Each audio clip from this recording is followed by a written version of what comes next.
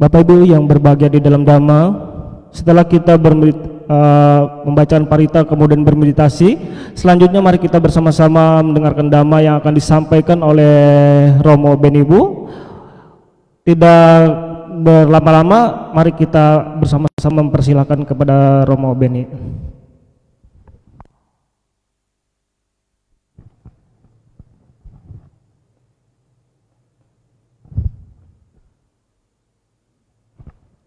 Selamat pagi, Namo Buddhaya.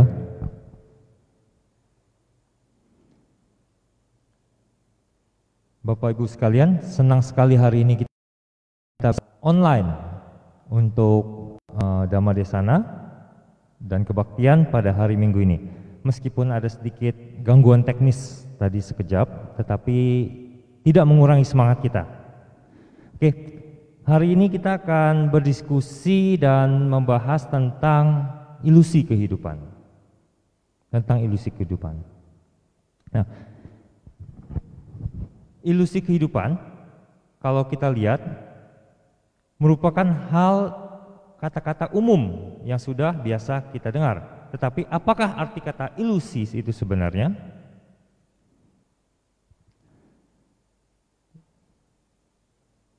Pertama, kita melihat dulu definisi dari kata ilusi itu. Definisi dari kata ilusi. Ilusi menurut kamus itu berarti adalah sesuatu yang atau sepertinya dipahami dengan tidak benar. Jadi sesuatu yang kita pahami, sesuatu yang kita mengerti, tetapi ternyata itu tidak benar. Tidak seperti sifat alaminya. Jadi itu merupakan dengan ilusi. Jadi contoh sederhana orang bilang, oh ada ilusi, misalnya fata morgana di padang pasir. Ketika kita di padang pasir melihat seperti ada air, padahal itu hanya pergerakan udara. Nah, kemudian juga bagaimana dengan bahasa Palinya yang biasa kita temukan dalam kitab suci? Dalam kitab suci kita selalu menemukan kata Pali ilusi tersebut dengan kata maya.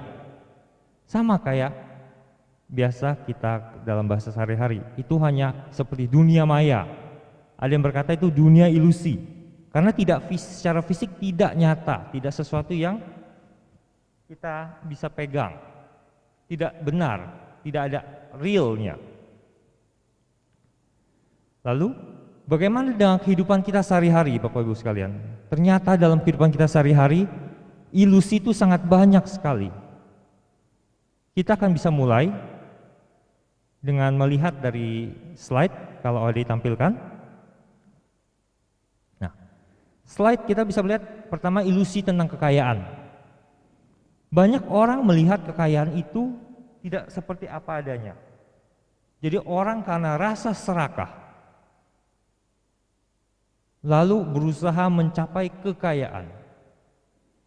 Pertanyaannya adalah, apakah itu salah kita mengejar kekayaan? Kenapa orang berbahagia dengan memiliki kekayaan? Karena dia merasa jika dia memiliki sesuatu, apa yang dia ingini itu tercapai. Jadi dia merasa berbahagia dengan memiliki. Lalu akibatnya banyak orang mengejar kekayaan itu tanpa henti. Jadi dalam dunia yang penuh materialisme ini, kita semua menggunakan patokan kekayaan.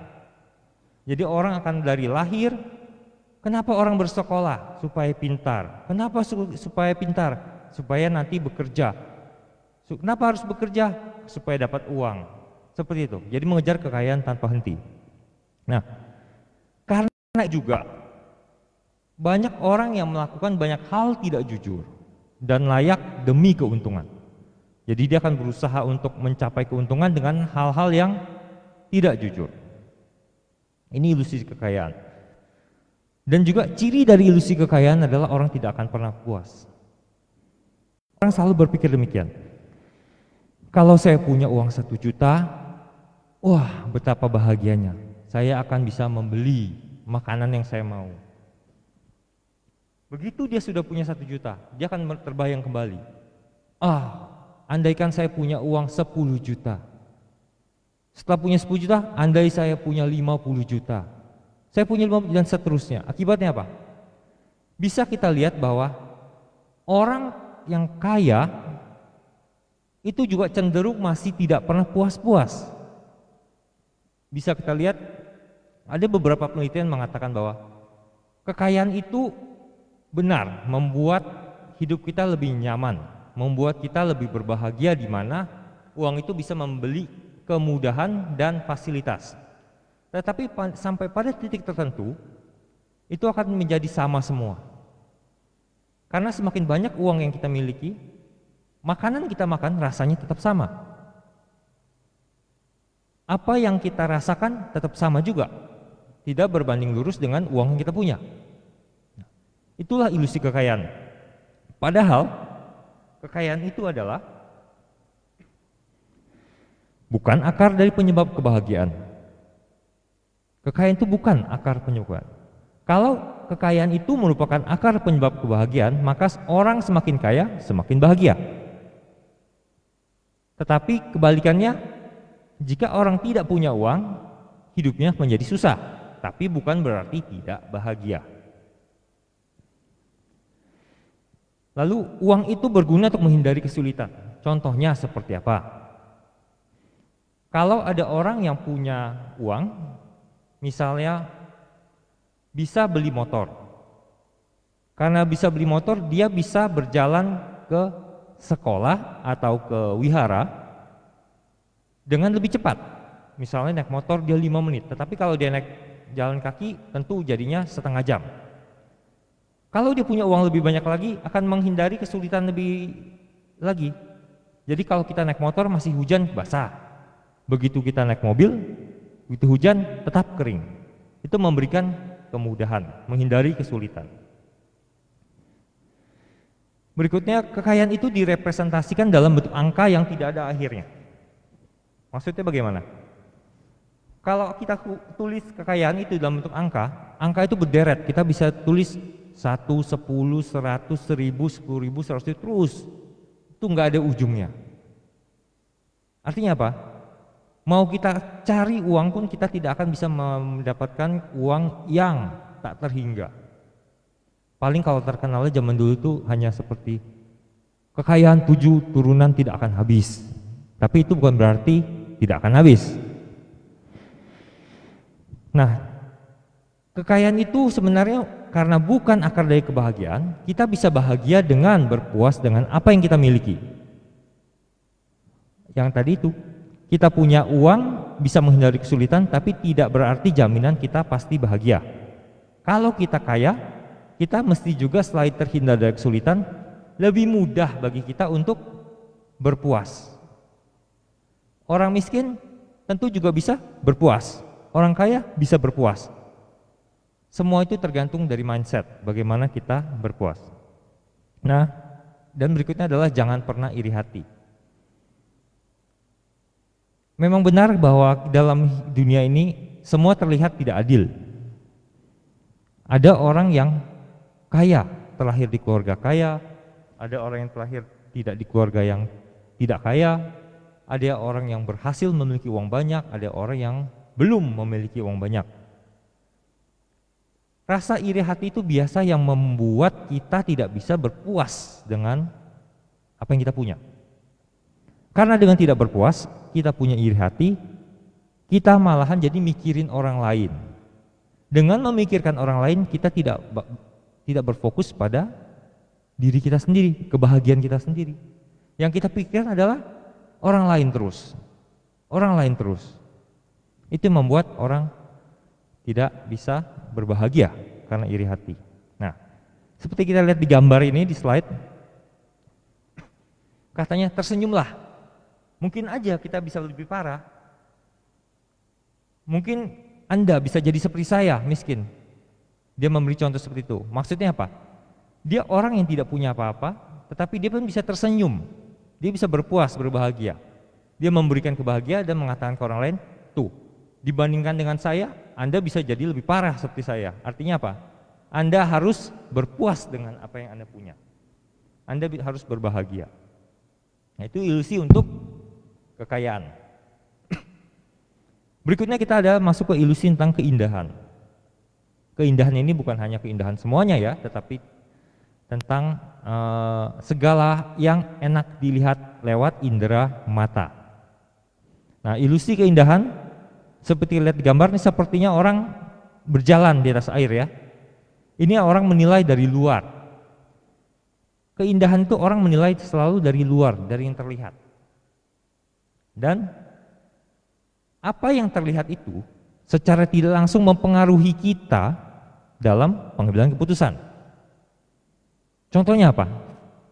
Contohnya adalah kalau kita ke supermarket, makanan atau produk dengan bungkus yang menarik tentu lebih kita lihat.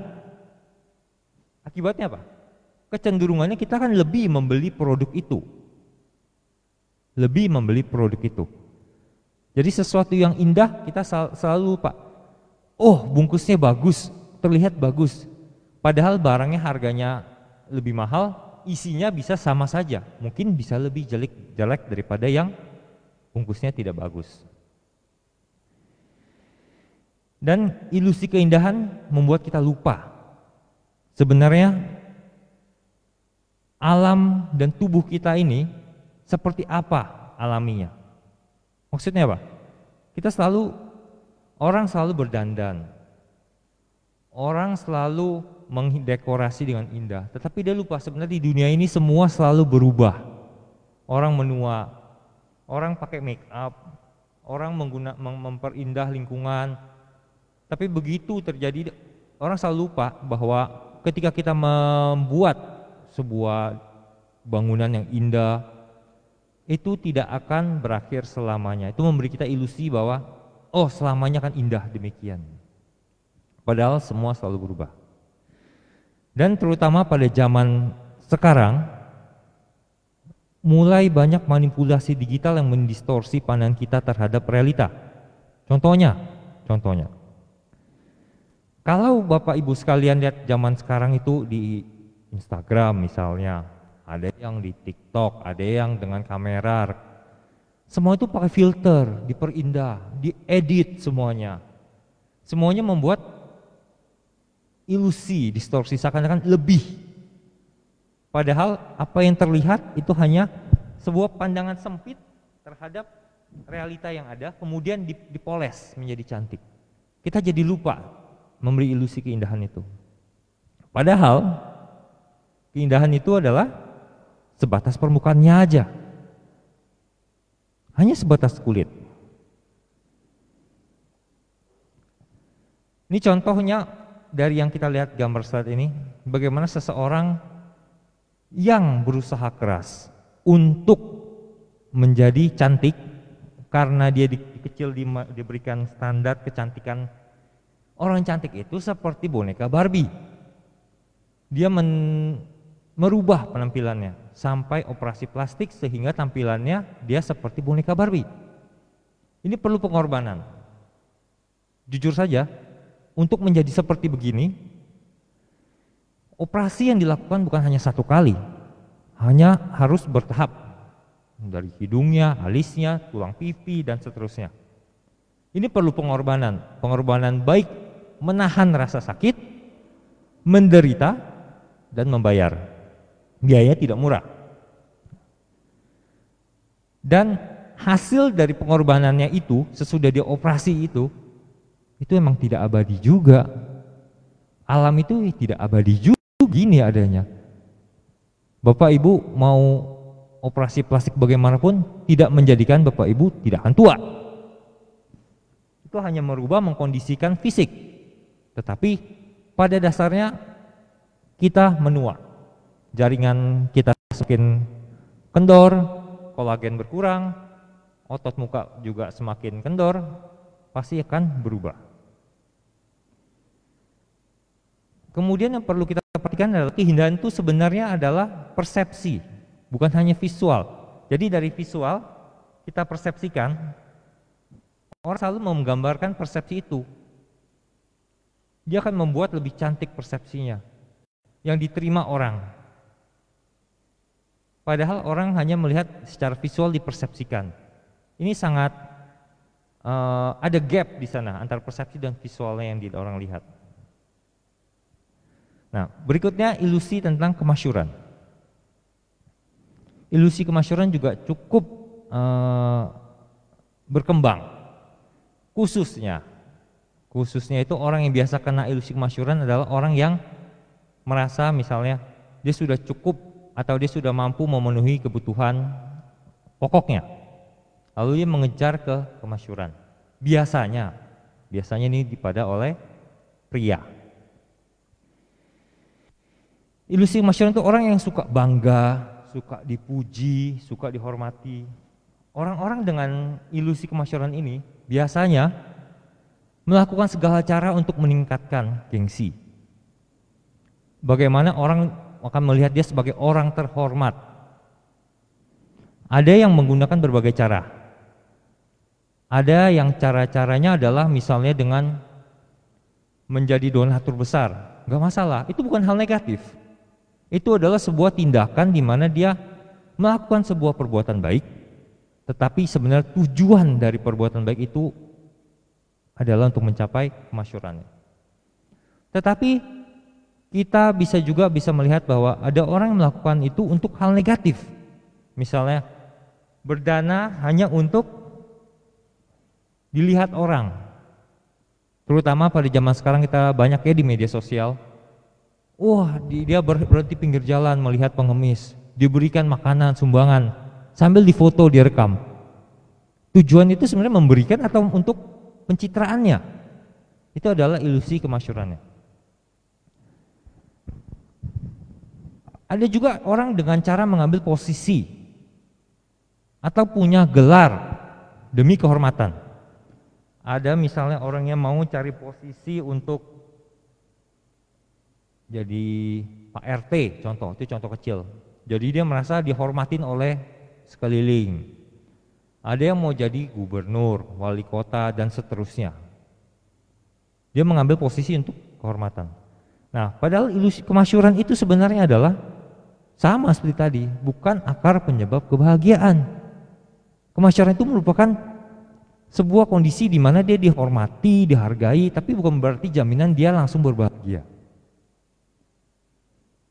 Dan kemudian kemasyhuran itu relatif di dalam masyarakat majemuk. Mungkin kalau Bapak Ibu sekalian tinggal di lingkungan yang kecil, misalnya di desa 100 kepala keluarga, Bapak menjadi kepala desa, 100 keluarga itu kenal, menghormati dan seterusnya. Tetapi dengan lingkungan yang majemuk, di kota misalnya, Bapak sebagai kepala desa pindah ke tempat lain, desa lain, nggak ada yang kenal.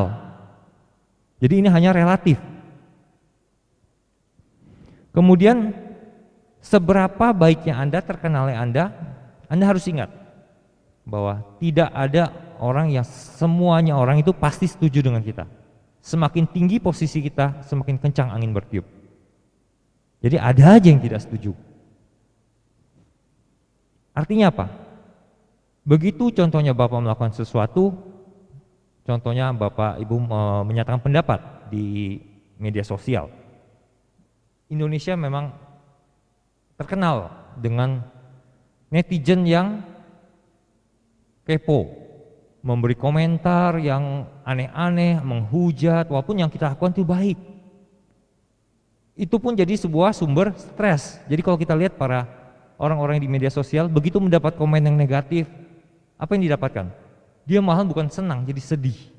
Walaupun ada 100 orang yang memuji dia, 1 orang menghina dia, tentu akan memberi efek psikologis yang negatif buat dia. Dan kemasyhuran itu mengejarnya seperti membangun istana pasir. Bapak Ibu bisa membangun kemasyhuran seperti istana pasir di gambar berikut ini. Tetapi itu hanya terindah sementara. Begitu angin kencang menerpa, hujan datang, maka akan runtuh istana pasir kita. Itulah kemasyhuran seseorang. Orang akan bersinar sendiri karena kualitas yang dimiliki. Bapak Ibu tidak perlu untuk membangun kemasyhuran dengan cara merebut posisi baik, dengan pencitraan, dan seterusnya. Itu adalah efek samping dari kalau kita berbuat baik. Kalau kita menjadi orang yang teladan, kalau kita menjadi orang yang memang menjadi contoh, kita akan bersinar sendiri tanpa perlu kita memaksakan mempromosikan keliling. Jadi kalau Bapak Ibu sekalian ingin menjadi masyhur, terkenal, cukup fokus di perbuatan baik saja, tindak tanduknya saja. Tidak perlu fokus bagaimana cara membantu merebut posisi dan seterusnya. Nah, ini yang menarik lagi. Ternyata umat Buddha juga ada ilusi. Bukan cuma umumnya saja, spesifik umat Buddha juga ada ilusinya. Ini merupakan suatu bentuk kritik terhadap internal diri kita sendiri. Bagaimana kita menjadi orang yang lebih baik lagi sebagai umat Buddha. Umat Buddha itu umumnya itu kalau kita lihat sebagai pencari berkah. Kenapa kamu berdoa? Kenapa kamu baca parita? Kenapa kamu ke wihara? Supaya penuh berkah. Supaya dia kaya, supaya dia cita-cita tercapai semua dan seterusnya. Dia berdana supaya berkah. Dia membantu supaya berkah. Itu adalah ciri-ciri umat Buddha. Ini bukan sebuah kritik supaya apa? Supaya kita kembali ke dalam diri kita sendiri. Kita berbuat baik bukan untuk mengejar berkahnya, tapi karena kita tahu bahwa itu adalah perbuatan yang baik dan perbuatan yang harus kita lakukan, bukan hasil yang kita kejar seperti itu. Kemudian ada juga aktivis sosial. Aktivis sosial itu tidak salah. Yang salah adalah kalau agama Buddha kegiatannya hanya melakukan kegiatan sosial saja, yang lain tidak dilakukan. Orang yang melakukan kegiatan sosial itu seperti mencari kegiatan berbuat baik tanpa menjalankan esensinya dari agamanya. Ada juga untuk pengurus wihara. Nah, ini biasa di dalam pengurus wihara ada yang merasa kalau saya sudah jadi pengurus wihara, saya itu orang yang berjasa. Saya itu orang yang harus didengari oleh orang seluruh wihara. Saya orang yang kalau tidak ada saya, maka wihara ini nggak jalan. Yang benar adalah dalam bertindak tanduk sebagai pengurus wihara adalah kita melakukan sebagai pelayanan kita. Kita melayani untuk kita. Contohnya di Wihara Sripada ini. Dari dulu selalu mengusung bahwa Wihara Sripada adalah rumah kita. Jadi rumah bersama, kita berbuat dari pengurus wihara maupun umat sebenarnya tidak ada bedanya. Bedanya hanya tambah tanggung jawab. Bukan berarti menjadi pengurus wihara lebih baik dalam artinya moralitasnya, lebih baik dalam tindak tanduknya, nggak pasti. Karena menentukan adalah perbuatan kita sendiri, bukan dari jabatan pengurusnya. Ada juga meditator, punya ilusi sendiri. Meditator itu contohnya biasanya selalu bertanya begini, kamu udah berapa kali meditasinya? Ikut retret? Saya sudah 5 kali. Wah, saya sudah 6 kali. Jadi seakan-akan adalah jumlah retret itu adalah berbanding lurus dengan kebaikan, berbanding lurus dengan hasilnya. Padahal meditasi itu adalah pengembangan ke dalam. Tidak ada yang tahu orang yang bermeditasi yang tidak pernah retret juga ternyata bisa saja meditasi di rumah. Bukan berarti demikian bahwa lebih sering lebih baik. Dan ada juga yang model adu lama. Kamu udah berapa lama meditasinya? Sekali duduk. Saya bisa 15 menit. Saya 1 jam. Wah, luar biasa 1 jam. Seakan-akan yang 1 jam itu sudah jauh lebih baik. Padahal dalam 1 jam itu bisa saja 5 menit di depan fokus, 55 menit berikutnya adalah pikiran kacau. Kita tidak ada yang tahu. Kemudian juga pandita. Pandita juga ada ilusinya. Para pandita juga kadang-kadang ada yang berpikir, saya menjadi pandita supaya dihormatin. Padahal jubah ini pakai baju kuning bukan berarti otomatis menjadi orang baik. Tetap patokannya adalah tindak tanduknya, ucapannya, perbuatannya, apa yang dipikirkan itu yang menentukan orang baik atau tidak. Yang menjadikan seorang pandita atau bukan, orang bijaksana. Jadi ada orang yang walaupun tidak pakai baju kuning ini, banyak yang perbuatannya baik, banyak yang terpuji, banyak yang perlu kita contoh juga. Tetapi orang yang pakai baju kuning ini adalah orang-orang yang diposisikan untuk melakukan hal-hal pembinaan. Apakah Anda bisa? Bisa. Tinggal Anda ingin mengembangkan diri, silakan Anda bergabung. Kemudian untuk non perumah tangga atau samana, ini adalah biku. Biku juga ada ilusinya. Ada orang yang jadi biku, kita tidak tahu motivasi di belakangnya. Tetapi motivasi seseorang menjadi biku itu yang tahu hanya dirinya sendiri. Ada yang karena ingin dihormati, kita tahu sendiri, dengan baju biku merasa umat akan menghormati semuanya. Dan kadang-kadang dia lupa, biku juga, bahwa ketika dia pakai jubah itu adalah tanggung jawabnya berat. Tanggung jawab orang memakai jubah biku itu berat sekali, karena latihan yang harus dilakukan bukan meminta penghormatan dari umat. Nah, umat Buddha itu seharusnya bagaimana sih? Yang pertama, punya tujuan yang jelas. Mau dari perumah tangga, pandita, pengurus wihara, semua tujuannya harus jelas. Apa itu?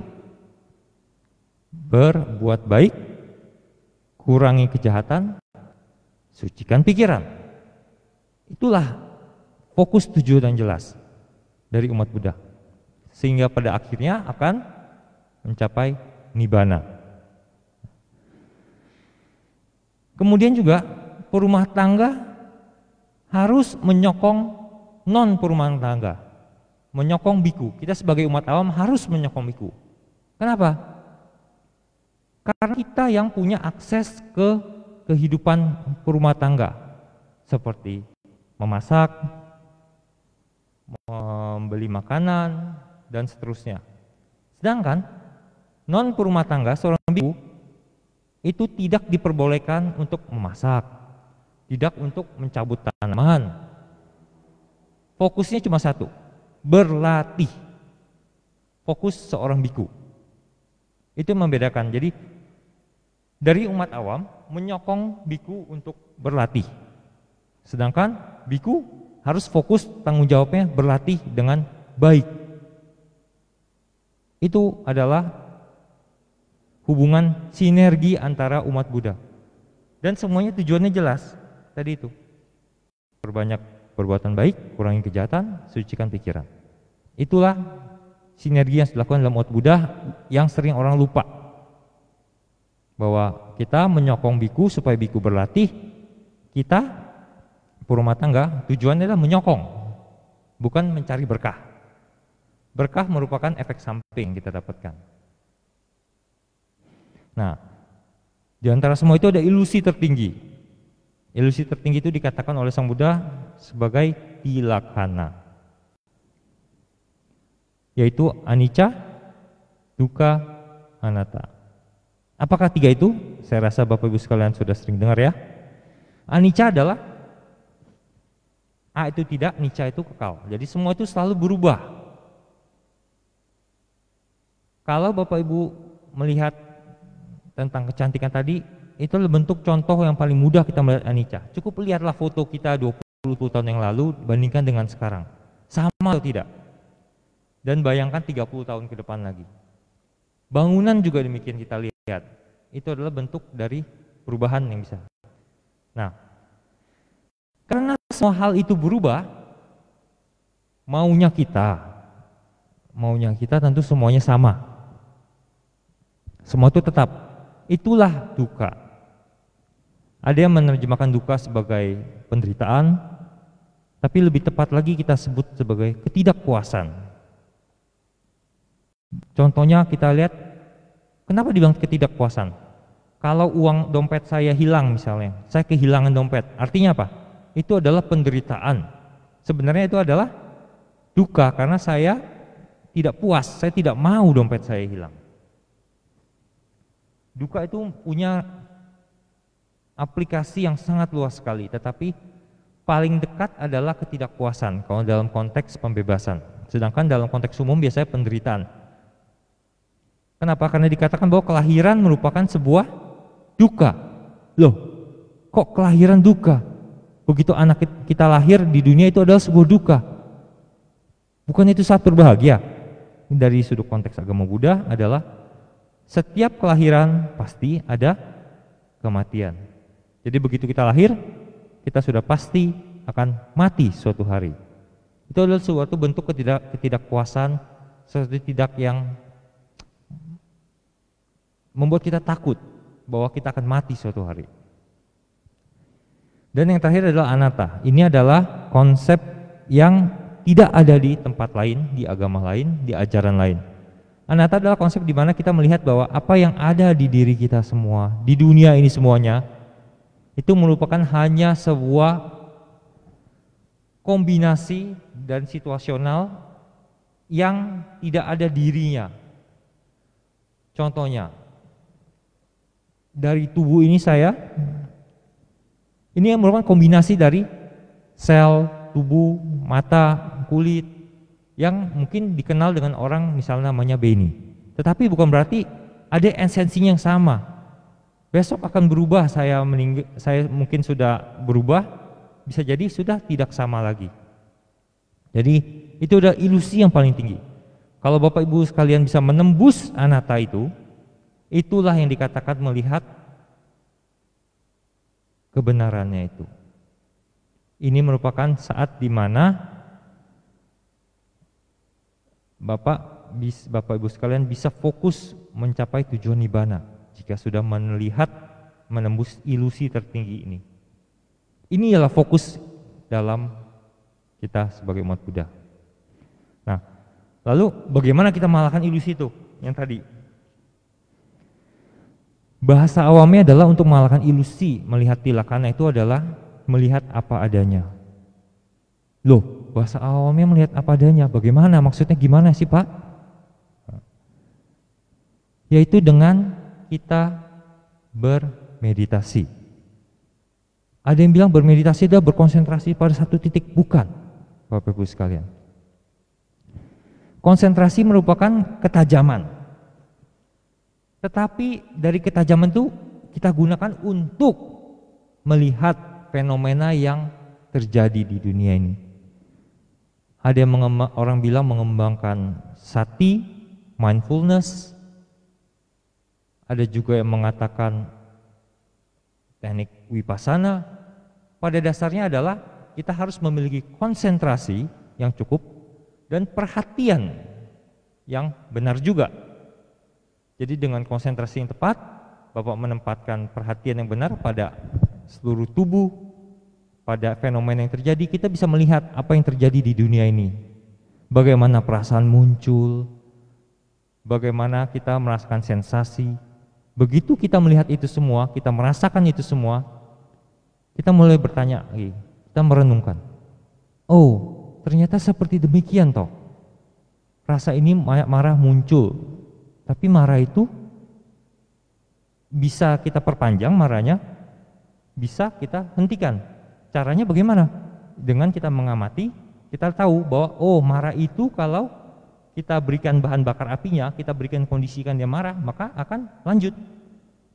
Lalu kalau kita berhentikan bahan bakarnya atau suplai oksigennya, marahnya akan hilang, apinya hilang.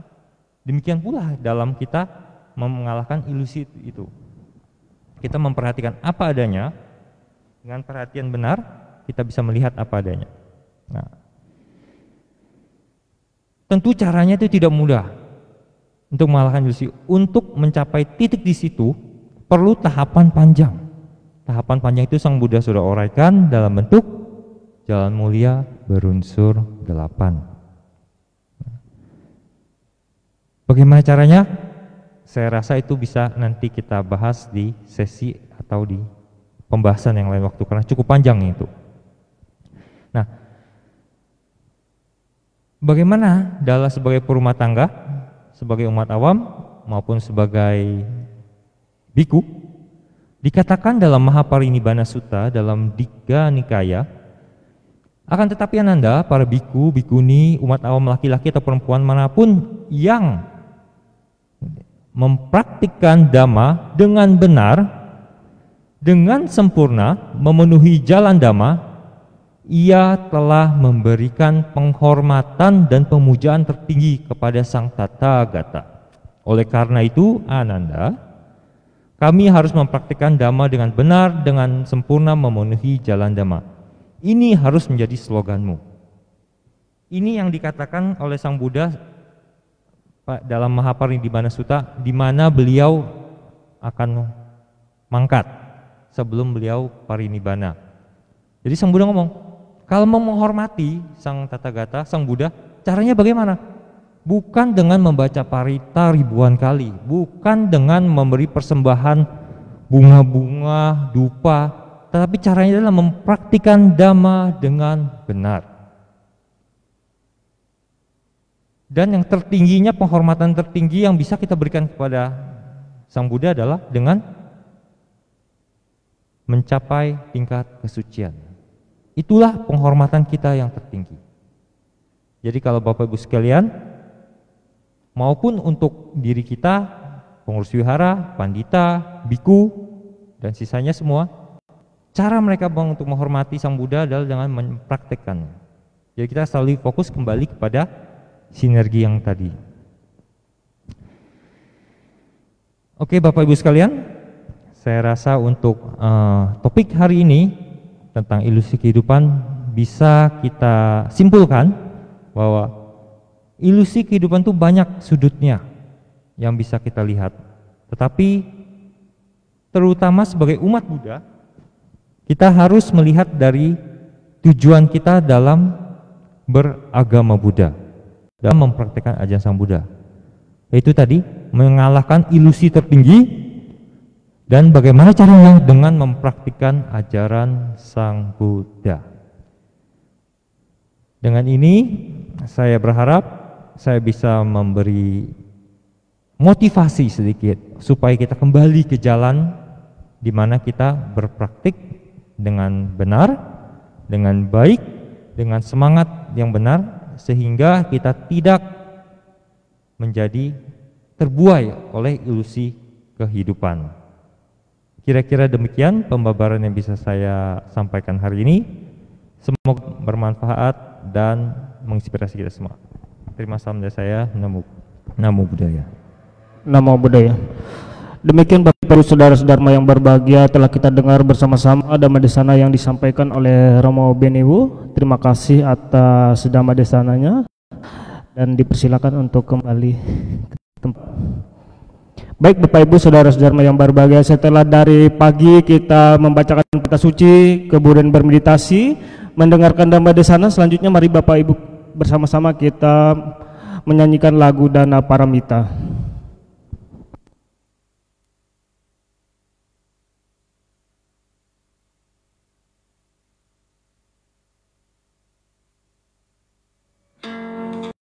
Bapak, Ibu, saudara-saudara, dan rekan-rekan sedang berbahagia.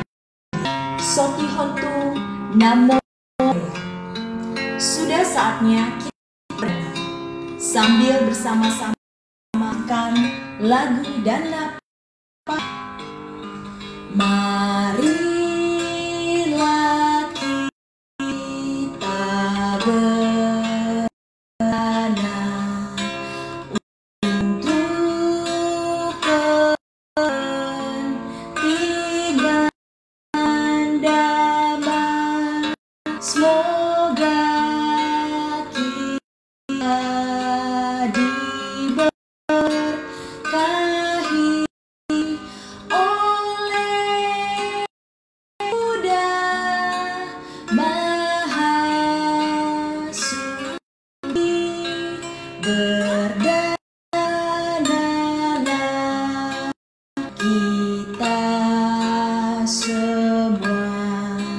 dengan hati ikhlas rela, semoga karena baik kita dirahmati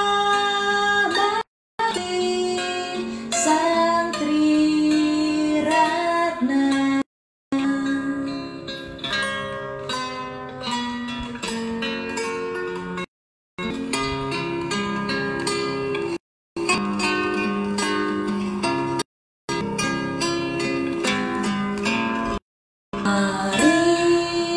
Marilah kita berdana untuk kepentingan damai, semoga kita diberkahi oleh Buddha suci, berdana kita semua dengan hati ikhlas rela, semoga karma baik kita dirahmati Sang Triratna.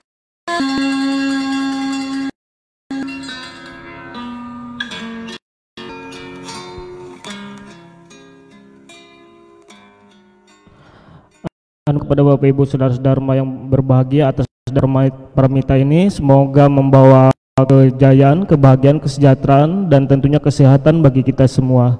Selanjutnya mari kita melakukan Parita Etawata.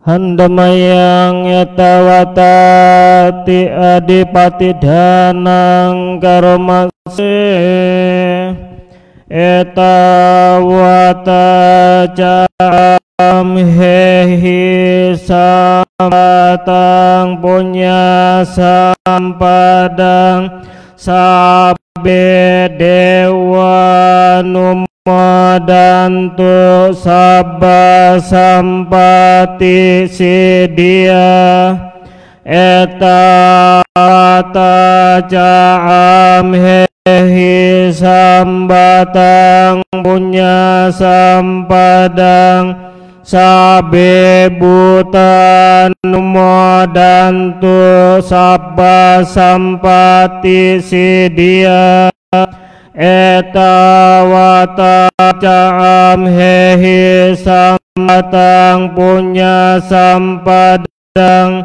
sabe satanu modantu sabba sampati sidia akasatha bumatha dewa naga mahidika ponyang tangan umodidwarakantu lokasantikang akasata cabumata dewa naga mahidika ponyang tangan umodidwa imang rakantu ratakang idang wanyatinang hotu sukita hontu nyatayo idang wanyatinang hotu sukita hontu nyatayo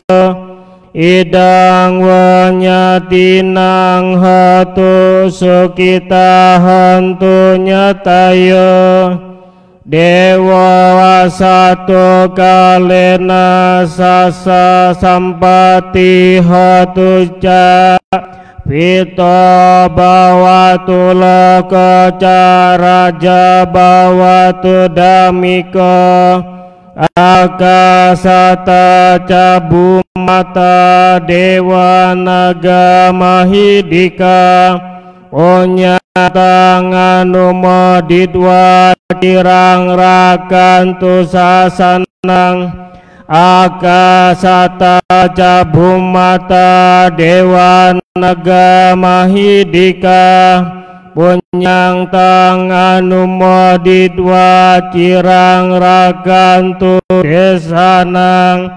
akasata cabumata dewa naga mahidika punyang tanganu modidwa cirang rakantu dayake akasata cabumata dewa naga mahidika punyang tang anu modidwa imang kirakantu petake akasata cabumata dewa naga mahidika punyang tang anu modidwa kirang rakantu mangpare sadu sadu sadu.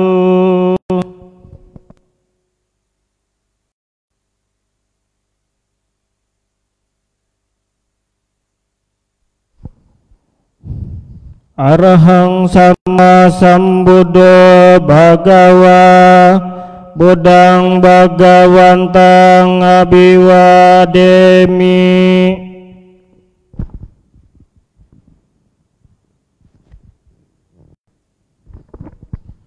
Swakata Bhagavata Dhammo Dhammang Namasami.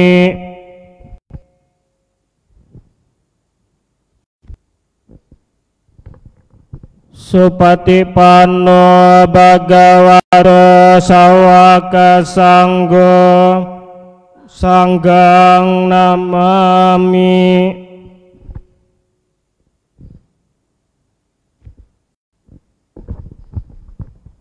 Puja bakti selesai. Sabbe sata bawantu sukitata. Semoga semua makhluk hidup berbahagia. Sadu, sadu, sadu.